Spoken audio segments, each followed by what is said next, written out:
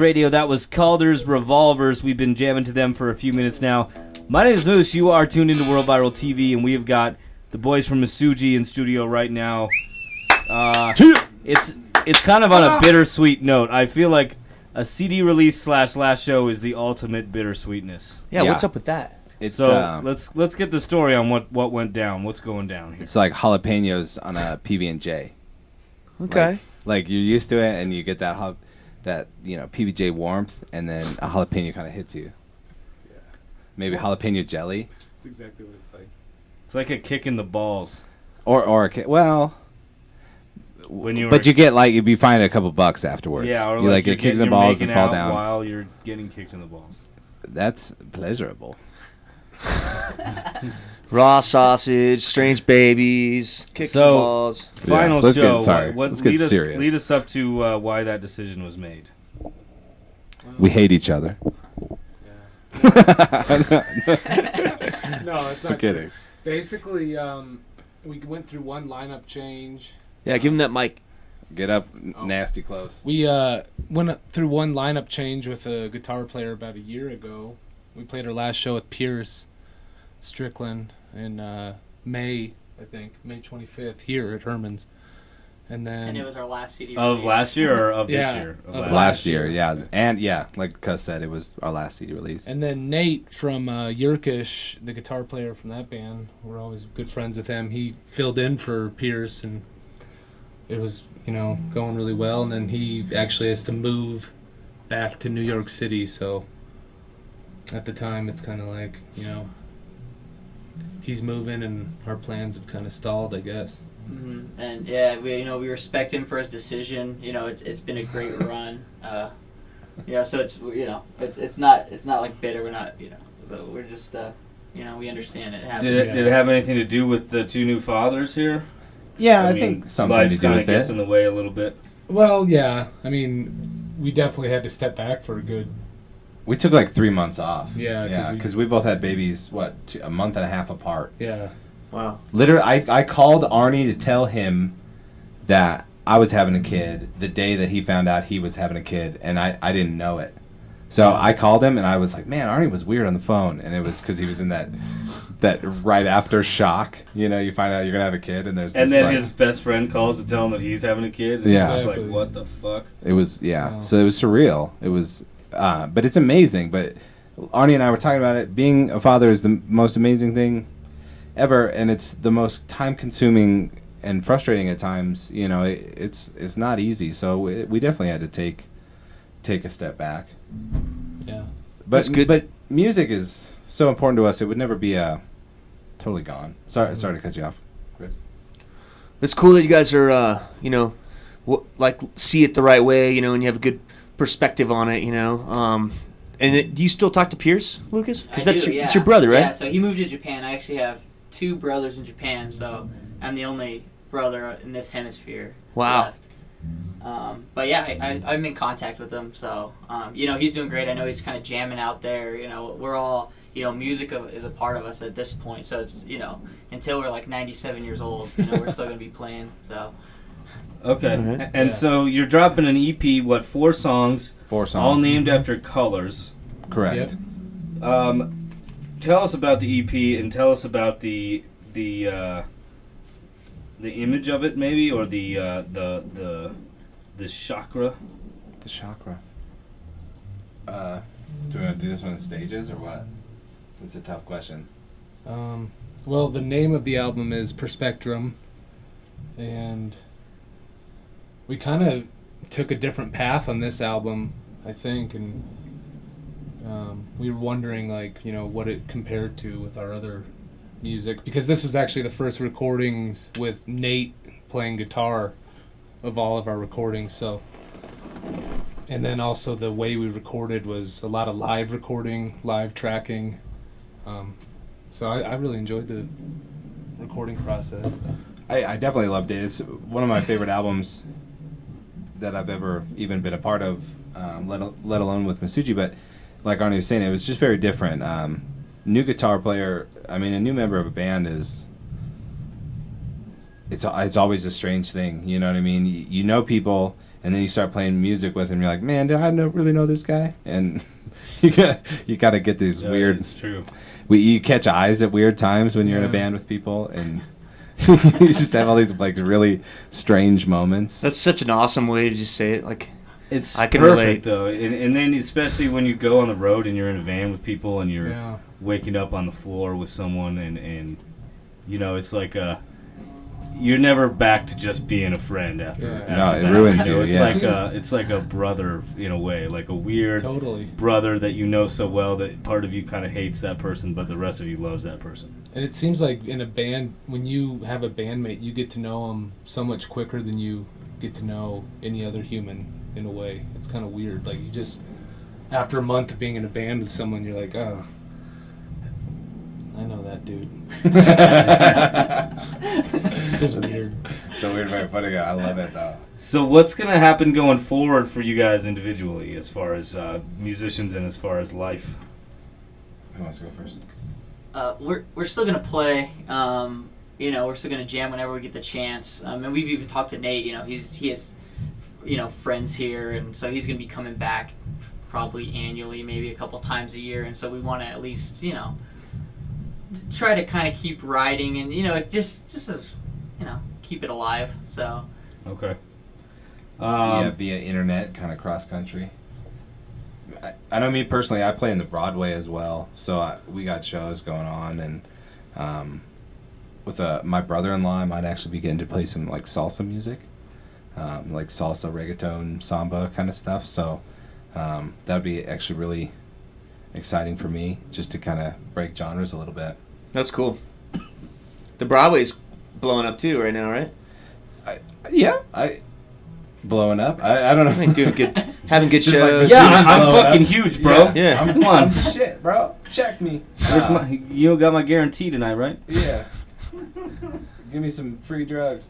The Broadway does really well. It's funny though. Before you have a little girl, the way my mind approached Broadway music before and after is very different, because it's like, I mean, it's awesome, but it's like white kids rapping about girls and weed, and when you look out in the crowd and it's just a bunch of 20-year-old girls, it's you have a different appreciation when you're a dad. I can relate. And you're going on 30. Yeah. Totally. They're closer to your daughter's age than your age, you know. Yeah. You're like, should I be looking at that girl this way? Yeah, it's like, I just stay in the back, play the bass, man. Yeah. That's all I do. I'll go to those shows and look, though. Yeah. I'll see Arnie and Lucas. That's the funny thing. If I play a Broadway show, they always come, and I could just see them. For some reason, they just look 10 feet tall, even though neither of them are, but I could see their faces, so I wouldn't know what else happened in the show, but I can point them out no matter where they are in the venue. It's kind of awful. I get self-conscious. That's hot. It's Tom, hot. Tom played with Omniism. Oh, yeah. We did a show. He You played you were bass for briefly- Omniism. You were like a one and done with Omniism. I was a one right? and done with Omniism. I was on vacation while we were like trying to get ready, and I just had to like listen to the album 4 or 5 times a day just because I couldn't practice. But I figured if I just listened to it all day every day, then I would learn the songs, and then learning the fingering would be no problem. And but that was awesome. That was a lot of fun. You'd think like the dude that wrote the songs could remember the fingering, but that was probably one of my roughest shows. The one with you too. I had the back injury, 2011, man. Oh yeah, I remember that. Yeah, that sucked. That was a great show, though. I Thanks, man. remember- Yeah, that was a lot Tom of fun. kicks ass. Yeah, we played here. Yeah, that Yeah, was, Omniism doesn't play anywhere else. Yeah, unfortunately. Hardly. Yeah, Mike Musuji Roth hardly won't let me does play either. anywhere else. The manager. Yeah, that Mike was Roth, awesome. let me play somewhere else, man. Yeah. Let us out. No, I'm Come just on, kidding. Mike. No, playing with Omniism was Come awesome. on, Mike Roth. What about you, Boom? You gonna play any music anywhere for any people? yeah, I mean, I think really the big thing is just wanting to write new music and kind of explore recording and getting more into that. Like, I just think it'd be fun to kind of take time and really... Because when you record albums, sometimes it's like you have to kind of rush through it. You're on the clock, and especially with this last album, with Nate leaving, we had to get this CD release done, this time of the year, and we were kind of on the clock. So that's kind of what I'm looking forward to doing. Okay. I feel like you guys coming in here and saying, because earlier, an hour ago, when you guys both dropped the dad bombs, I was expecting that was a big part of the reasoning for the breakup, and that you had both all of a sudden been like, okay, like, all right, it's cubicle time, like I can't do this anymore. But I think now that we've come on the show and we've gone to dive into all of the angles and everything that's going on, I feel like you guys can never, ever use the term reunion show. Because you've all but said that it's probably going to happen. Yeah, I mean, and that's the plan. I mean, Nate, we love playing with Nate, and he's always going to be a brother to us, and so whenever we get a chance, we're going to try to do shows. But the reality of it is that it's not as guaranteed, I suppose. He's going to live halfway across the world almost. And it's going to be like we'll have no way of practicing really. We have some plans to try to record and write some stuff, and we have some ideas, and I think it'll produce something very interesting. But not being able to practice we at points in our career as a band, we've practiced 4 nights a week and played 2 nights a week somewhere. So, or being on tour where you're playing every single night, 7 nights in a row, or crazy shit like that. It's, not being able to play with somebody. It's like it's being in a long-term relationship, and anybody that's done that with like a boyfriend or girlfriend kind of thing, it's tough to not have that physical contact, and i.e. sex, I suppose, and that's what playing music together is for bandmates. Mm-hmm. So it's going to be tough. So we'll see what happens, I suppose. But so in essence, like Tim and Pierce have been giving you blue balls. Me? Oh, I said Tim. Yeah. I got Nate. Yeah, I got mad blue balls from Tim. Well, Tim gives me blue balls all the time, and then he gives me a happy ending. Yesterday, you told me you were trying to look up my shorts. That's right. But to answer your question, changing yes. the camera angle. That's our secret, dude. Oh, I got it. Nuts. All right. Well, right now we're going to play another song off the record, and then we'll come back and finish up the interview here in a few minutes. But we got a couple minutes left. Yeah. This has been Musuji. We're going to be back with them here in a few minutes. We're going to do some more off of their brand new record, Perspectrum, here on Music Buzz Live Radio.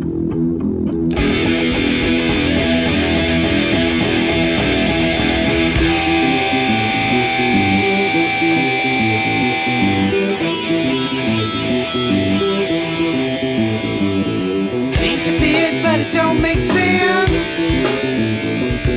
Time to make it to new resistance. Oh, new welcome to you and all that you do. Think you did, but they got the lynch. Time to squash and smart resistance. Think you're fair, but they got y'all reading the book.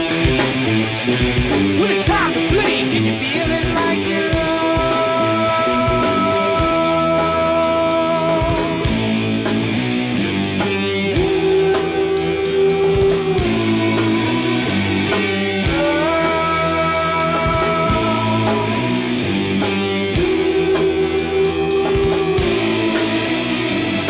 think to fit, but it don't make sense. Time to think it's a new resistance. Oh, new will consume you and all that you do. Think to fit, but they got the lynch. Time to squash and smart resistance. Think for yourself there, big dog. You got your power there. Got your repertoire. Well, you're the big dog. Think big, but they got y'all reading the book. When it's time to bleed, and you're feeling like you're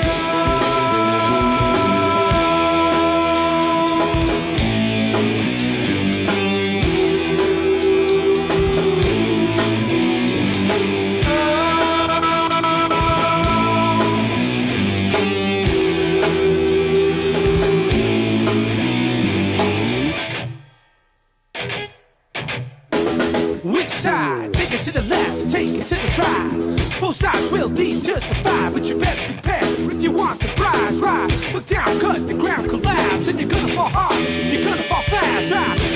cause the skies will fall. And you're gonna freak out, and you're gonna feel small. Now, look down, cause the shit's insane. Climbing your way to something new.